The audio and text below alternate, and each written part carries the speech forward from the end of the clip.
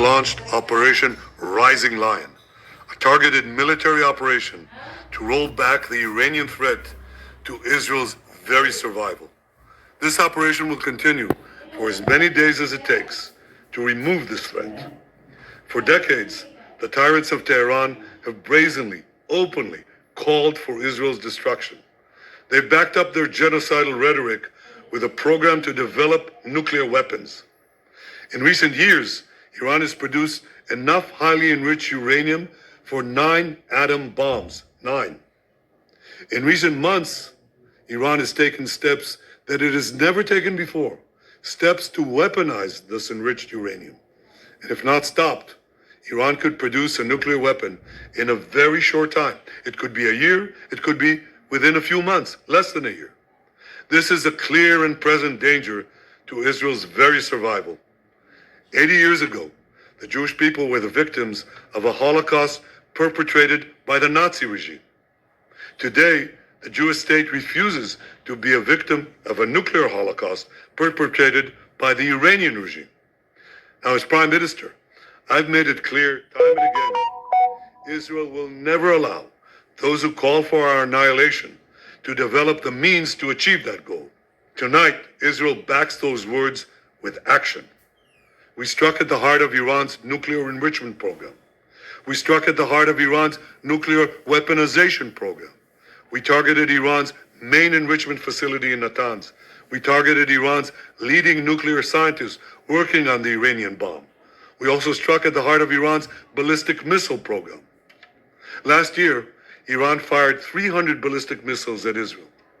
Each of these missiles carries a ton of explosives and threatens the lives of hundreds of people. Soon, those missiles could carry a nuclear payload, threatening the lives not of hundreds, but of millions. Iran is gearing up to produce 10,000s of those ballistic missiles within 3 years. Now just imagine 10,000 tons of TNT landing on a country the size of New Jersey. This is an intolerable threat.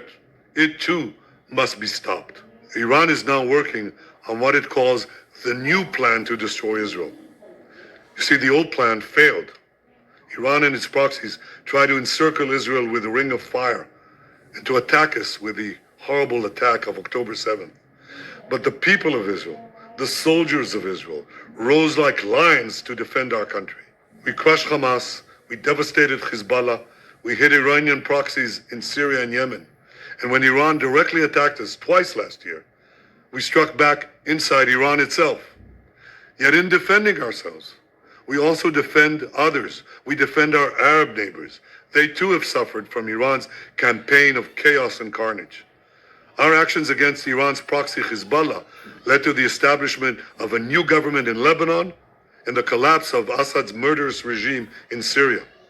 The peoples of those two countries now have a chance for a different future, a better future. So too to the brave people of Iran. And I have a message for them. Our fight is not with you. Our fight is with the brutal dictatorship that has oppressed you for 46 years.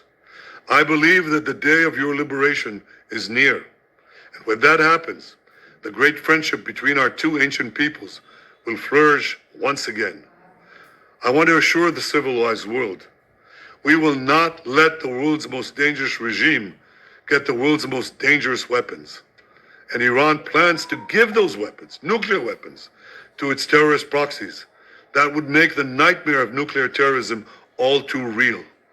The increasing range of Iran's ballistic missiles would bring that nuclear nightmare to the cities of Europe and eventually to America. Remember, Iran calls Israel the small Satan. It calls America the great Satan.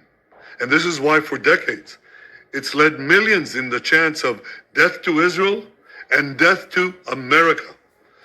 Today, Israel is responding to those genocidal calls with action and with a call of our own.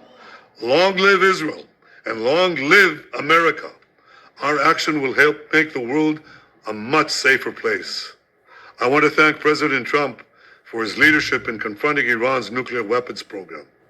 He has made clear time and again that Iran cannot have a nuclear enrichment program. Today, it is clear that Iran is just buying for time. It refuses to agree to this basic requirement of peaceful nations. That is why we have no choice but to act, and act now. The hardest decision any leader has to make is to thwart a danger before it is fully materialized. Nearly a century ago, facing the Nazis, a generation of leaders failed to act in time. They were paralyzed by the horrors of World War I. They were determined to avoid war at all costs, and they got the worst war ever. They adopted a policy of appeasement.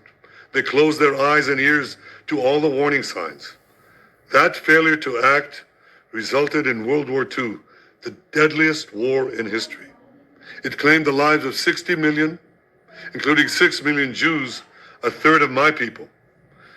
After that war, the Jewish people and the Jewish state vowed, never again.